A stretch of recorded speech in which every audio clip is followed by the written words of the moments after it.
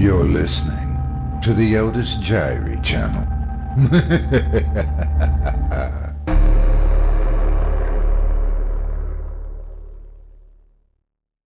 Esteban by S. C. Young.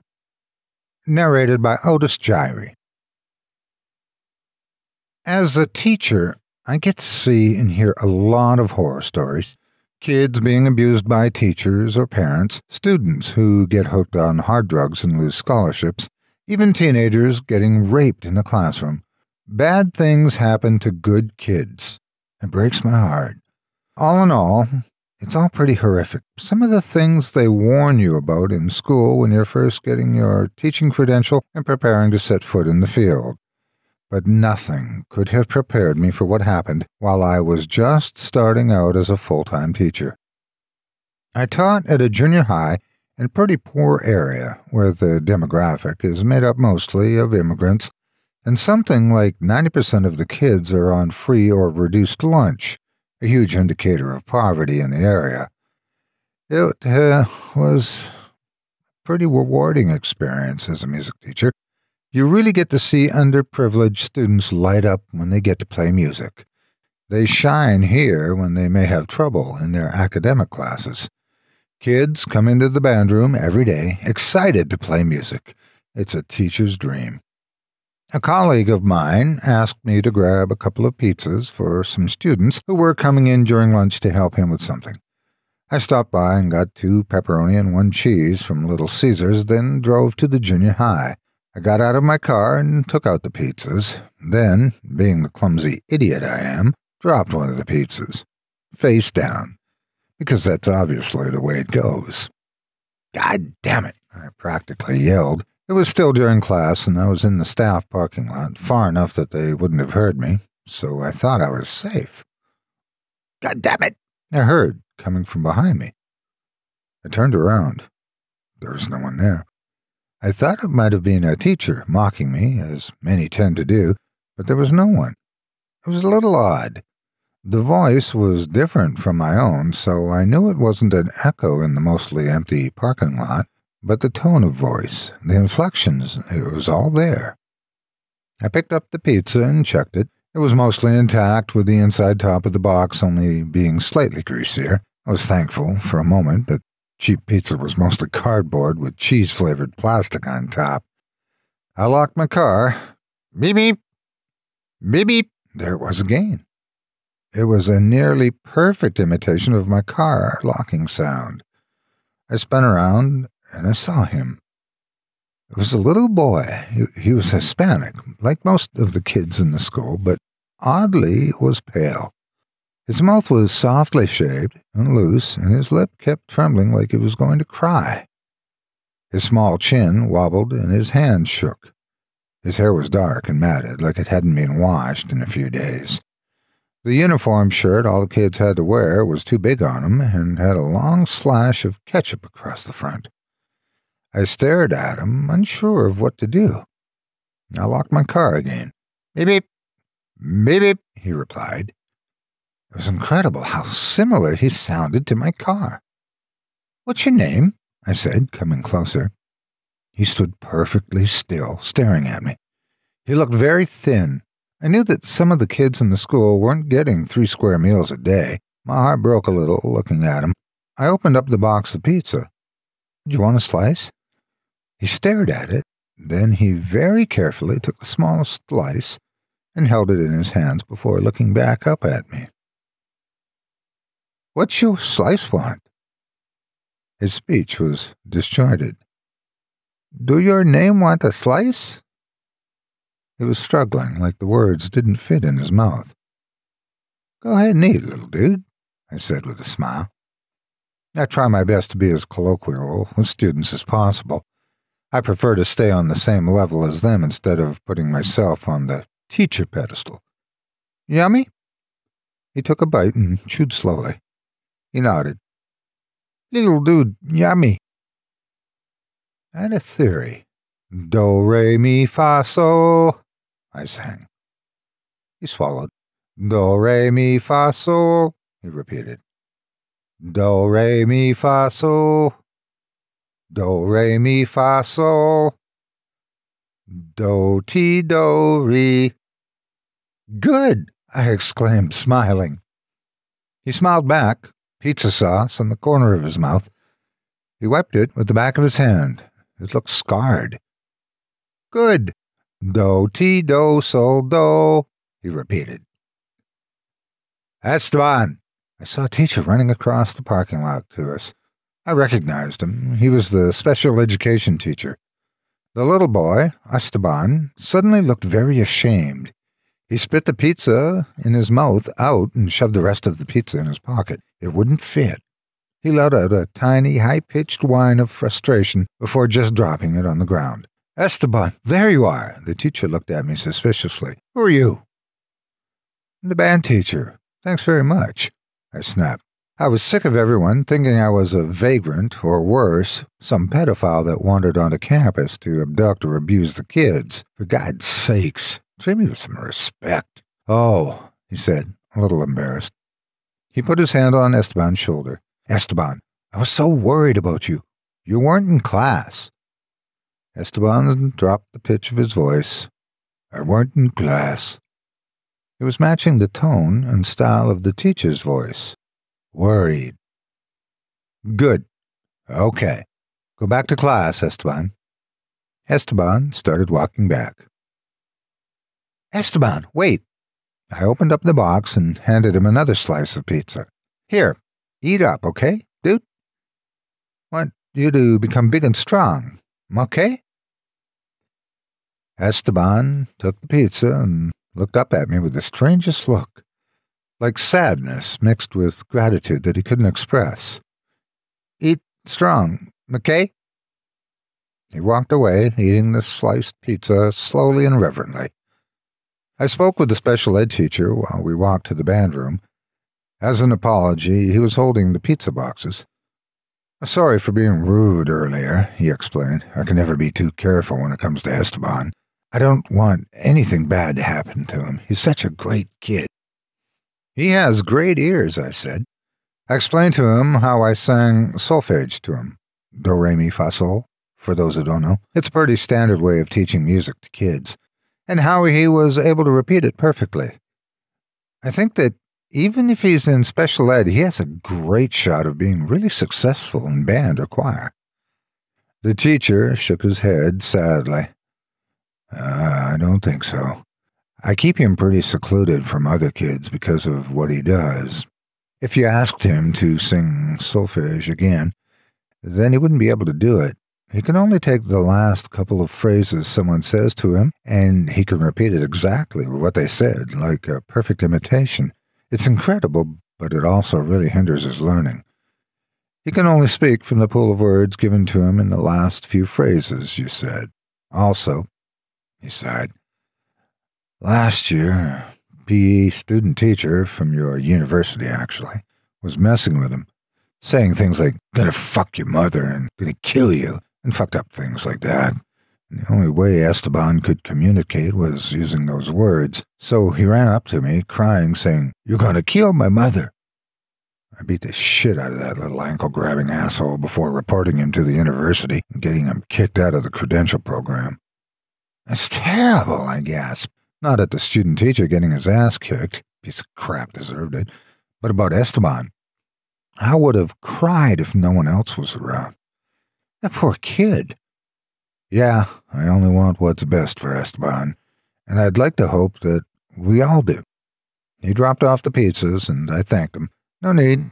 Thanks for being nice to Esteban, and just be nice to him every time you see him. He's a good kid. I went to bed that night in tears. He was so sweet with the limited words he could say. I thought to myself that I would start working with Esteban in my free time if I wasn't in the band room. Maybe I could bring some music into his life. The next day, I arrived at school ready to face the day when I saw Esteban running towards me. Esteban, hi, I said before he got close enough for me to really see him. He was drenched in blood. He was covered completely from head to toe in blood. Splashes of red right across his face, sprayed on his shirt over the same ketchup stain from yesterday. There was a bruise on his cheek, and he was motioning wildly at me, making that same high-pitched whine from yesterday when he couldn't find words he wanted to say. I knelt in front of him, grabbing his bloody arms. Esteban, Esteban, what happened to you? What happened? He opened his mouth, his softly shaped and wobbly mouth capable of making incredible sounds, and he screamed. Esteban! I shouted, trying to console him. I was terrified. Teachers were opening the doors to see what was happening. Children's faces peering through the windows. Security started running towards us. I saw the special ed teacher, but the only thing I could focus on was Esteban and what he was screaming. Whore, he screamed in a low voice. He thrashed around, terror in his eyes. You stupid whore! You stupid whore! I'm going to kill you! I'm going to kill you! You stupid whore! He took a series of shallow breaths, then his voice changed to something higher and more horrified. No, please don't! Oh my God! Somebody save me! Please! No, please! I shook him firmly, trying to get him back. Tears ran down his cheeks, cutting through the tacky blood. Esteban! Esteban! He shrieked. Esteban! It was the last word he heard. He kept screaming the word on repeat in his mouth, trapped in his own name. Esteban! Esteban! Esteban! Esteban! The special ed teacher reached us, and he gathered Esteban up in his arms and ran for the office.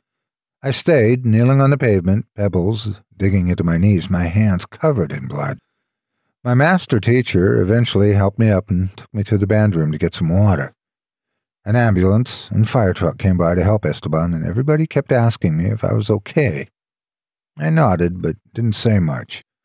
I was shaken, but it wasn't like this was going to stop me from teaching. Besides, I was more worried about Esteban and what had happened. I had a sinking feeling that he'd already told me. I heard, within a couple of hours, that the police went by Esteban's house and found his mother murdered.